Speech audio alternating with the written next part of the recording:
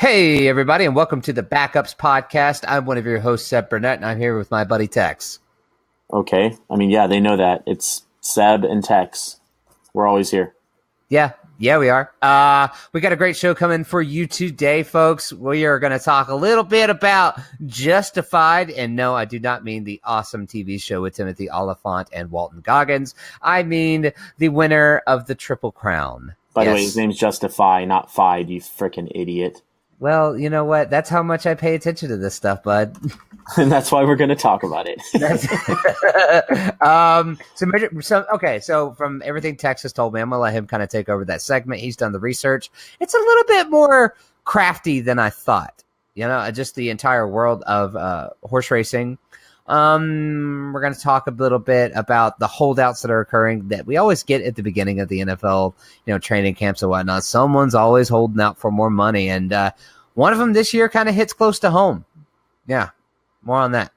And then we're going to talk a little bit about our weekends. We're going to talk about what we did. I had a very interesting weekend, and it's going to be a great show. So, Tex? What's up, man? Let's do this shit! Ready, set, hold on tight, folks. We're bringing in the Backups. It's the Backups Podcast with your hosts, Seb and Professor Tex. Let's do this thing.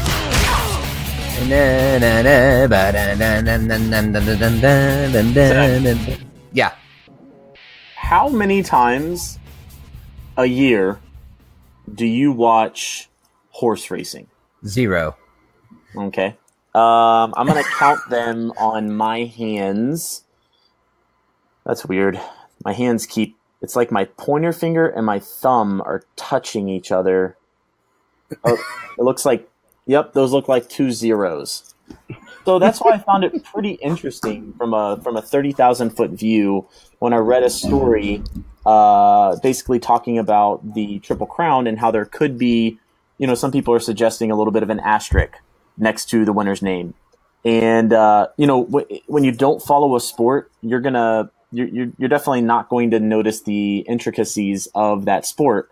And so basically one of the articles that I read was talking about how Justify, who is the only Triple Crown winner to come in and basically,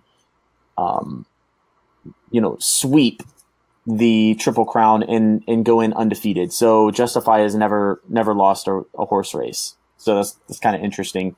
But basically the owner of Justify has another horse or a few horses, and one of them was also in the Belmont Stakes over this weekend.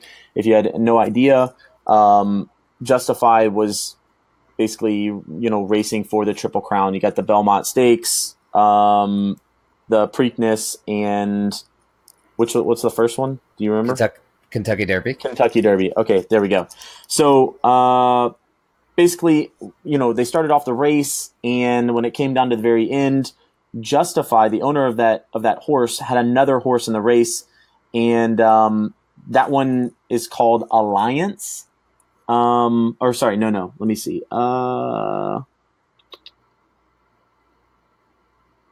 Let me see. Sorry. Anyways, there was another horse. Was it Axeman? Is that what you were telling me earlier? No, that was actually another one of the person's horses. Owner. Basically, one of the other horses that was owned by the owner of Justify ran as a blocker so that Justify could win the race. Now, the person that basically threw up this red flag, his name is Gary West. Gary West owns a horse called Restoring Hope. And he said, hey, I think it's kind of funny that, one of the other horses came in second or third and essentially, blocked his way so that Justify would have no competition. But people were also saying, well, it's funny that Gary West should mention this because he himself was running his own scheme during the race. Gary had 2 horses in the race. The first horse, his main job was to sprint out ahead as hard as he could.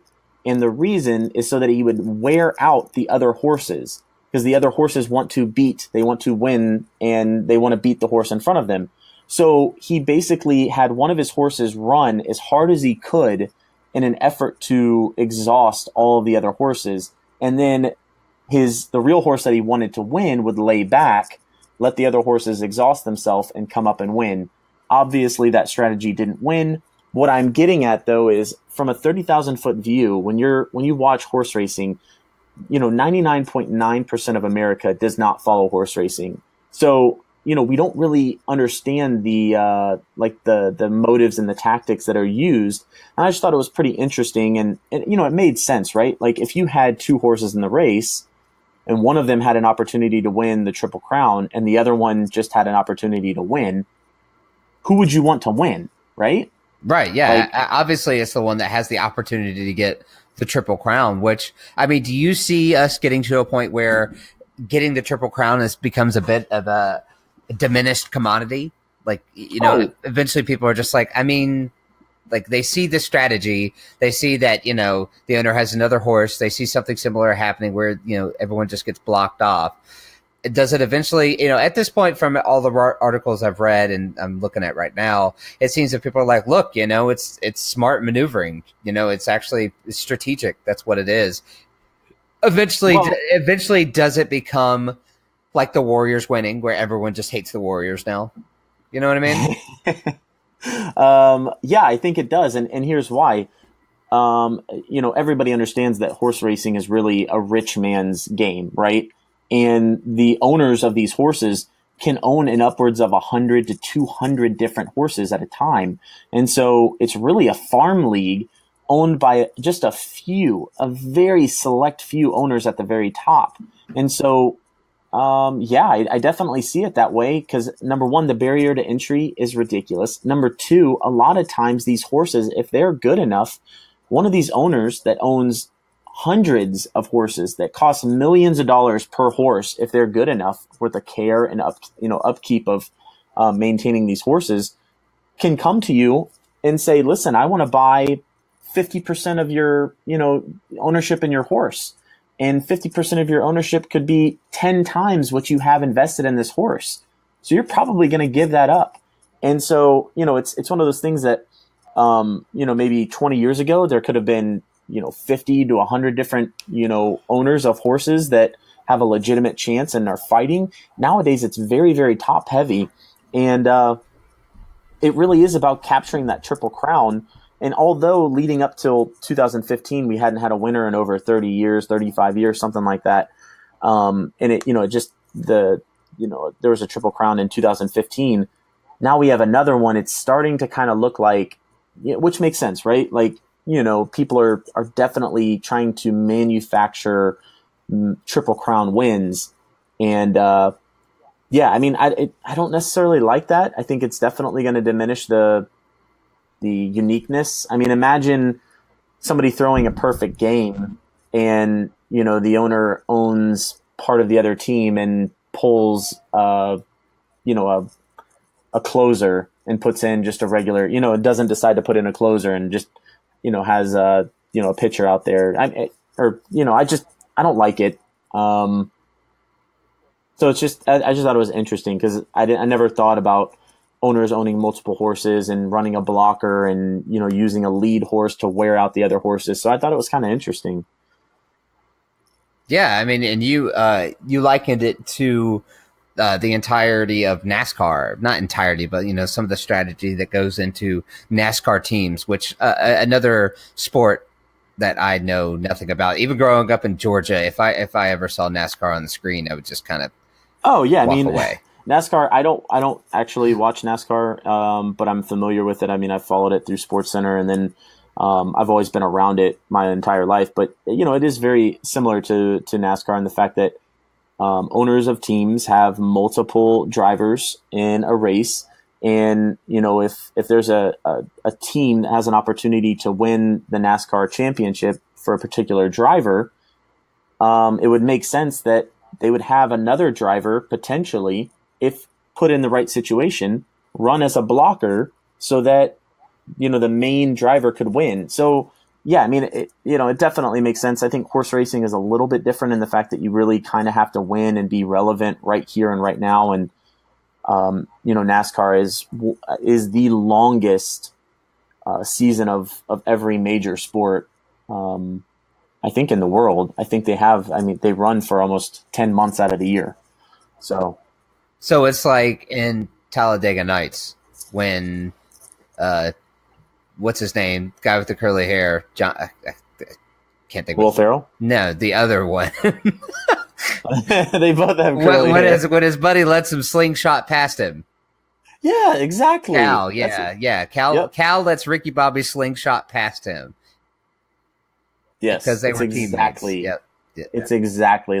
See, you do watch NASCAR. I do it if it's a funny ass movie like that. Shake and bake, baby. You ever feel something delicious and crispy coming out of your oven?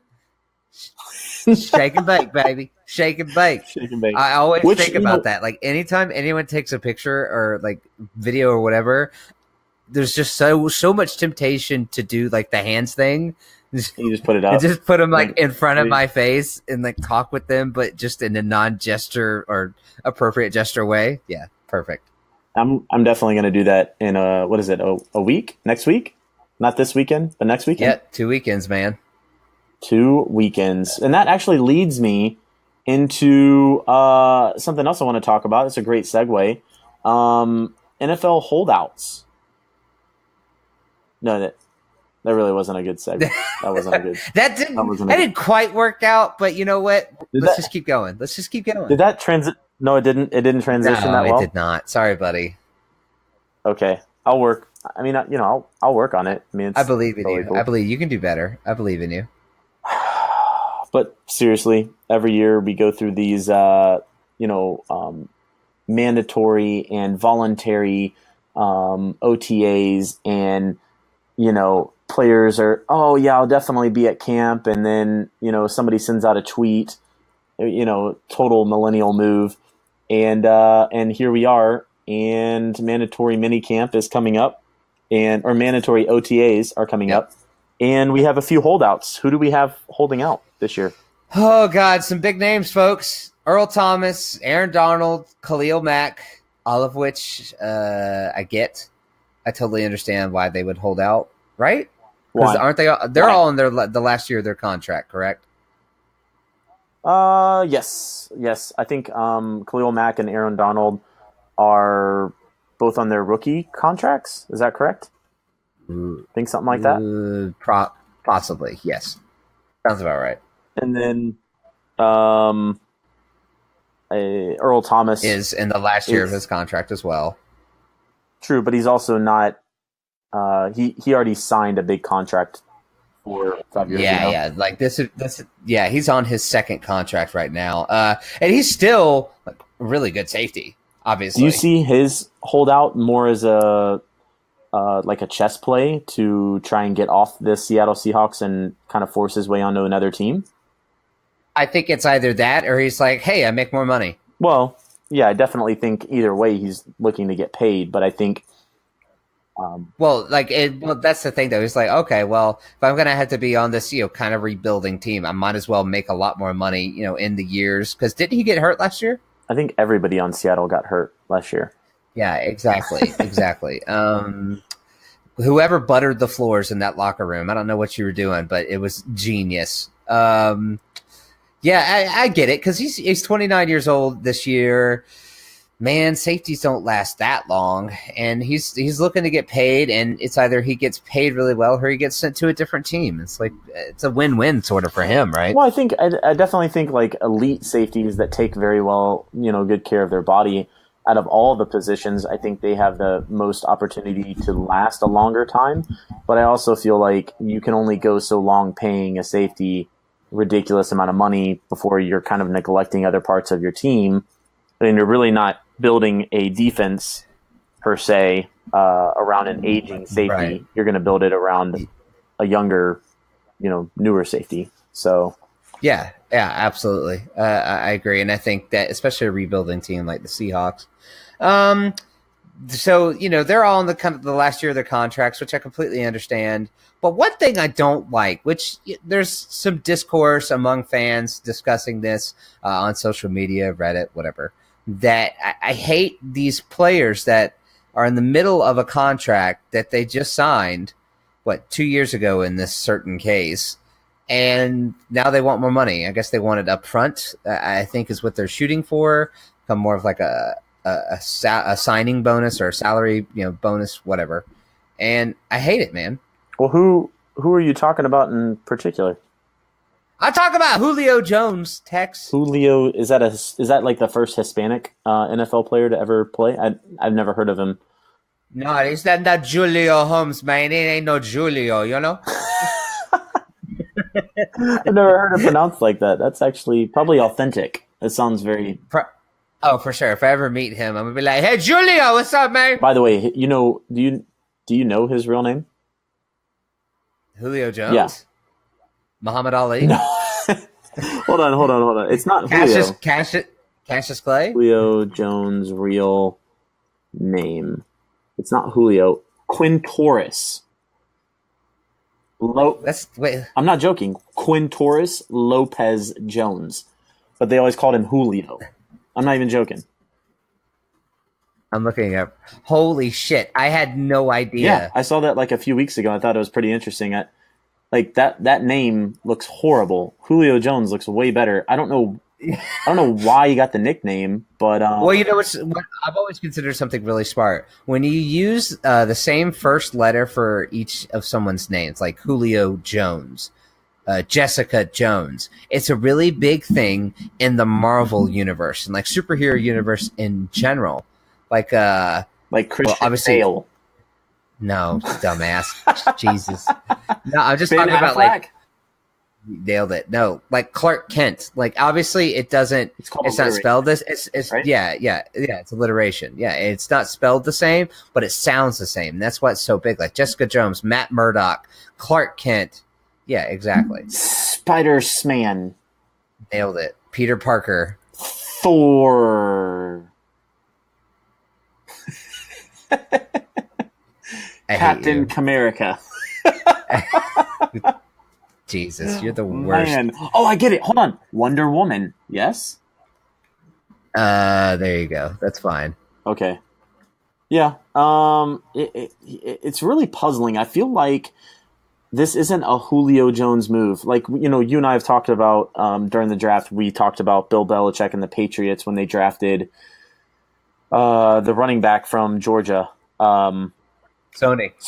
That wasn't a Patriot. That wasn't a Bill Belichick move. I feel like this right here is not a Julio Jones move. Julio has always shied away from a typical diva wide receiver way of doing things, and this just screams third party to me. It screams horrible advice from someone inside of his camp, whether it's his agent or a friend. But does this sound like Julio? Julio... strategically and where he signed his last contract, it makes some sense because he has a potential out for this year. So he can use the leverage of, I can get out. Does he really? Yeah, potential out 2018. I'm looking at it right now. But then they could just franchise tag him, correct? I don't know how that works with being in a contract. Or I guess he would be out. That's just weird. Okay, so I didn't know that. That's what it looks like right here. But Julio he still has 2 more years left on his current deal that he signed. And when he signed his deal, that made him what the... It was the number one? No, just number 2. He was number 2. To who? I don't remember who, but for sure he was number... It might have been Antonio Brown. Huh. Well, no. Whatever. I'm not going to look it up. No, it was number 2. It was number 2. I don't remember who it is. Right now with his salary, he's still the number 6. But what? Yes, is Julio Jones a top 3 wide receiver in the league? For sure. But I feel like you can't have the season that he just had with the Falcons in this prime position to this is our time to make the run. 2 years ago. Is this your time? Or is that 2 years ago? This is our time. No, but this is our window. This is our team window in which we have the young talent on the team that's not killing our salary, plus older veterans that are leading the team as best they can. But Julio, like yards wise, sure, you did really well last year. 3 touchdowns, though, man. You dropped a huge touchdown in that Carolina game, dude. You weren't the same. You're injured every year. How long is since he's played a 16-game season, I wonder? I bet you it's been a bit. I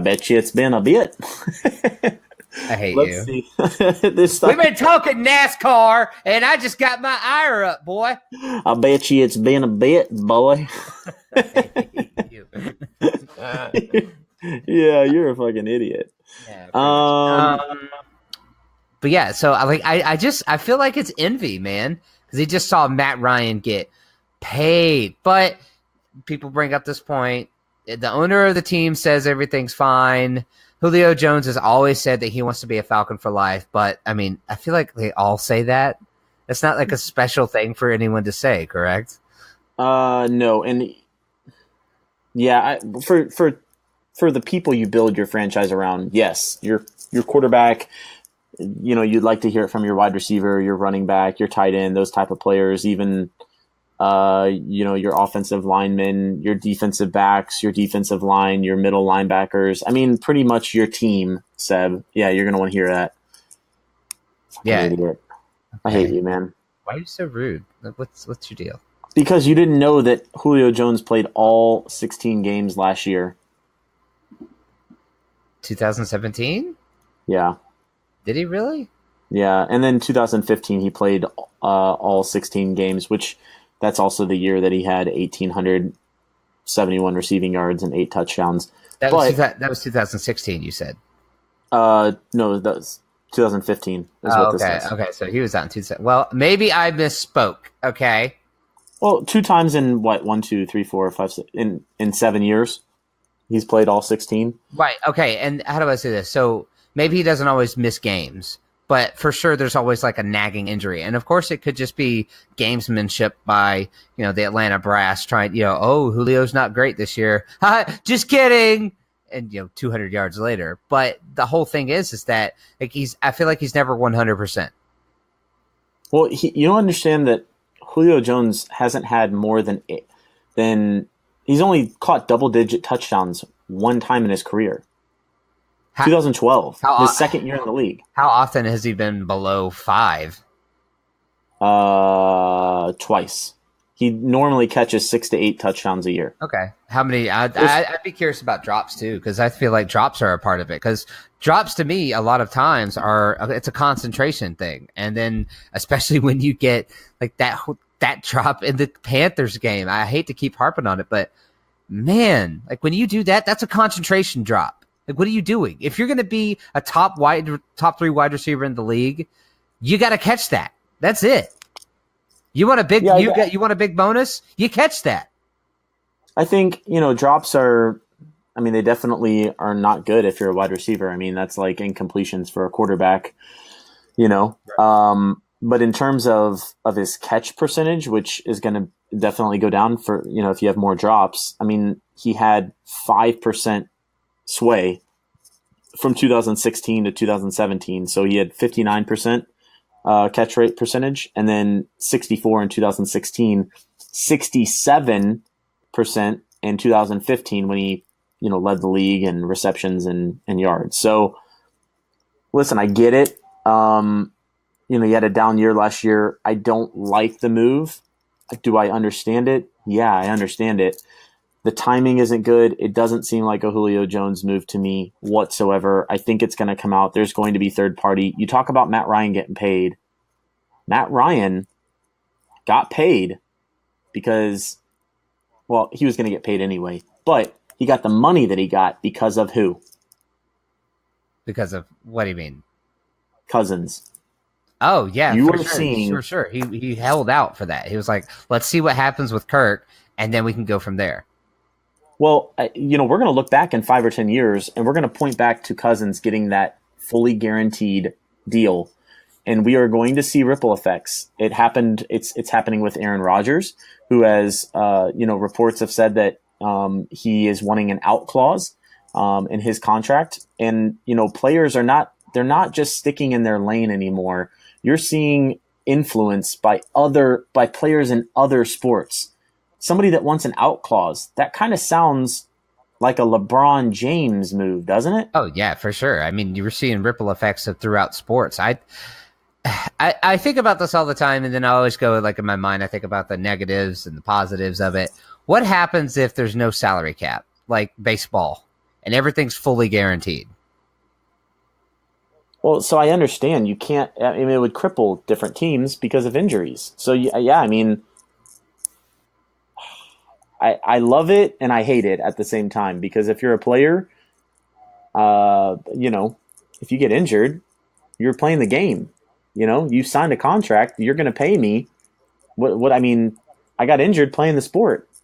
At the same time, you can't have football at this level and afford to pay every player that gets hurt. So it's a tough situation, man. I'm not, that's definitely above my pay grade. Right. I don't know if I necessarily have a solution, but I think one is going to definitely come down the pipe with a lot of the moves that have been made. So yeah, I definitely think that we're going to see. How much do you think Aaron Rodgers gets signed for? Man, he just, number one, he's always been an asshole. That's never been a question. Like, even Packers fans will say, yeah, I love Aaron Rodgers, but he's a freaking dick. So, if these reports are true, which some of them could definitely be false, but, everything's coming out saying Aaron Rodgers wants an out clause. He's got to be the number one overall paid quarterback. I mean, his ego and everything that we've heard suggests that. But what that contract looks like, I think, could be very different. And I think Aaron Rodgers has really played along with Mike McCarthy and the Green Bay Packers organization. But don't be surprised if you see a Peyton Manning-esque move by both the organization and Aaron Rodgers in saying, listen, we're going to agree to part ways amicably, let Aaron Rodgers run off, and the Packers get a quarterback of the future or something else. And maybe, much like the Chiefs, where they just fell out of love and parted ways. But all right, so where does Aaron Rodgers go? I definitely think Canadian football. I think he goes back to Olivia Munn, honestly. Jeez, dude. I think he and Olivia Munn and Danica Patrick have a thing going on. That's interesting. I've always been a little suspect of Danica Patrick, honestly. And no, it's not just because she's a race car driver. Like, I actually watched the Joe Rogan Experience when she was on there. And man, a little suspect. It wouldn't surprise me a little bit if she dips her dong in both ponds. Oh, yeah, for sure, man. She's the girl you bring. She's your wingman for the bar. Exactly. That you go home with. God, that'd be so interesting. Anyway, so yeah, so this year is going to be really interesting. So who gets signed first of all these holdouts? Of all of these holdouts, and let's review them real quick. We have Aaron Darnold. Who needs to get paid? It's not Darnold, it's Donald. Aaron Donald. I know what you meant. Yeah, God, that name for some reason is just really screwing with me today. Khalil Mack, Earl Thomas, Julio Jones, and Johnny Manziel. Jesus, is he still holding out? No, he actually signed with the Canadian football team. Yeah, I know. He had a first touchdown the other Wait, day. he did? He threw a touchdown the other day? Yeah, he got his first touchdown for sure. Google it, bitch. Oh, I gotta see this. I will. So, new regime over with the Oakland Raiders. It sounds like they're going to remain pretty tough on Khalil Mack. I don't necessarily see that one getting done. It sounds like the Rams are in a mode to lose distractions and go into the season. I really think Aaron Donald is a great candidate. Number one, he needs to be paid. They have the money to do it, so they just need to get it done with. And I definitely see that one being the case. Julio's got a few years left on his contract. I don't see him getting a new one. Well, I think that what they're going to end up doing is they've done it before. I think they just end up moving money around, honestly. But this is my thing. And people might not like this, but if I'm Falcons brass and I'm choosing between signing two of the three, you ready? Okay. Julio Jones, Deion Jones, or Grady Jarrett. My two are for sure Deion Jones and Grady Jarrett. Yeah. Really? Both super Jeez. young, both heavily talented. Both have not been, like, they're still on the rookie contracts right now. It's not like they've been making a ton of money, relatively speaking. Yeah, and, yeah. I would say from a playing span perspective, though, Grady Jarrett being, nose tackle, defensive tackle, he's going into the fourth year of his playing career in the NFL. I mean, they really do. It's hard to find someone, defensive tackle playing well deep into their second contract. Their first big contract. So while he's playing good, I just don't know, man. I think he's going to be able to sustain because they have him playing that mid 4-3, on the inside defensive tackle, and I think that I don't know. I don't think he gets. How do I say this? These other players, these normal like defensive tackles that get these big contracts, I think they're normally kind of beat up more when they're on the field, but there's so much happening on that defensive line that like Dan Quinn has it set up to where I think Grady is a little bit more one-on-one. He probably has less people diving at his freaking knees. Here's the thing though. You had Julio Jones for 16 games last season. You got 3 touchdowns. I don't want to see a Falcons offense without Julio Jones, especially with me not confident in my offensive coordinator. Yeah, that's true. That's true. It's like a safety valve sort of thing. God, I hate Steve Sarkisian so much, Yeah. and it drives me nuts. Now, all these people are they're okay with it. They're like, oh, it's the same thing as Kyle Shanahan. It's not. No, it's actually not even close. And me and Kyle Shanahan, I've never really been a fan. And I think we'll get to see really this year because last year, I don't think, the last 6 games, yeah, they went on a 6-game winning streak because they had Garoppolo and, some help. But I think this is the year that we'll really be able to see what they have or don't have. But yeah, I'm not confident in our window, where we are in our window. You're going to tell me the best Dan Quinn could do when we needed a new offensive coordinator is go get Steve Sarkisian? Yeah, no NFL experience. Drinking problem? Makes sense. Like, well, no. Yeah, but everybody's got drinking problems. We drink at the beer. stadium, drinking at work. Like, if he probably had like a go-to Yeti cup full of something on the sideline.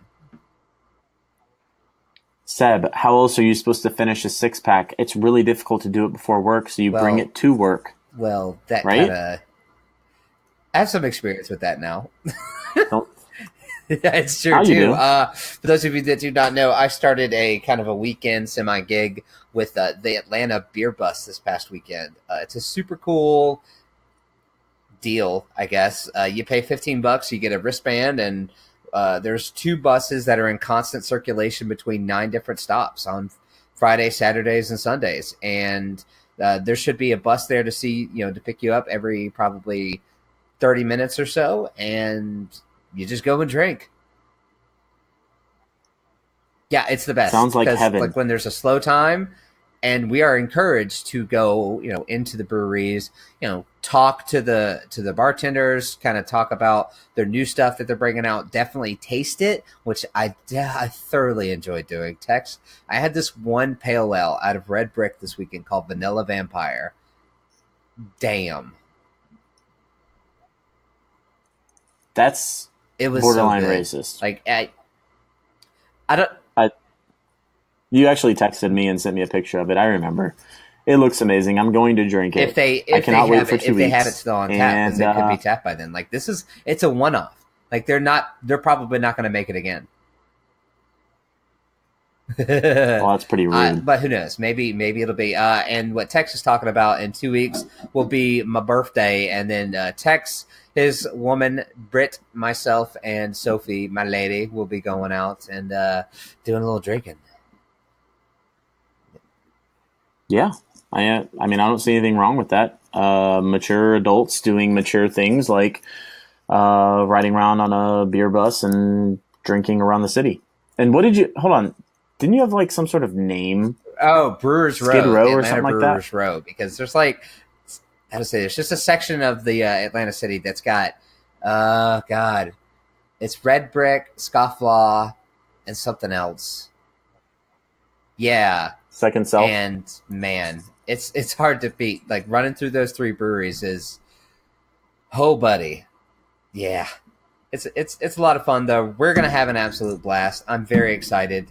All right, let's talk about movies that are in theaters right now. Like, have you seen anything? Right. Is there anything you want to see? No.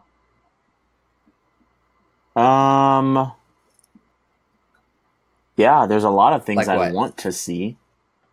The new Star Wars. Don't want to see it. Solo? Nah, I'll wait for that. I mean, even Really? with Movie Pass, I've heard negative reviews, man, and it just doesn't interest me. I don't know. What? It's just, like, it's hard to get through my mind the idea of watching a Han Solo movie without Harrison Ford. No. Number one, the only thing you need to worry about is Ron Howard is the director. I don't know if you know him, but he actually shoots in color, not in black and white. And so the movies are a lot better than they were in the 50s. And he's a ridiculous director. The guy is an amazing, like, you can tell from just watching the trailers that the movie is going to be ridiculous. I'm sorry, you're completely wrong on this. And I don't even know if I can be a friend anymore. Yeah, absolutely. I went and saw the movie Upgrade. It's tremendously awesome. I would probably go see that movie again. Honestly, it's just that good. When you see it, you're going to absolutely love it. It's very Ex Machina, which you haven't seen Ex Machina either. I implore you keep one talking evening about when you're that. just like, I have, an hour and 45, 2 hours to kill. Watch Ex Machina. It's so good. So you talk like somebody that doesn't have kids, and that makes sense because that I know of. you don't that I have know kids. That's very true, but you can't have butt babies, and men can't have babies yet. So there's probably a very little chance that you have any kids floating around that aren't sitting in a toilet because some dude pushed them out. Jesus. That You was, went all like, in on really the joke, mean, wasn't and it? I appreciate that. I really do. I want to see. Yes, I want to see The Incredibles Incredibles 2. I want to see Hereditary though. Have you not seen the trailers Hereditary? for that? I'm looking at it right now. When we get done with this, you got to watch the trailers. It is gonna be so scary. Okay. You got to call it. Oh, is it scary? I can't watch this then, dude. Did I tell you about my oh crap, what was the movie?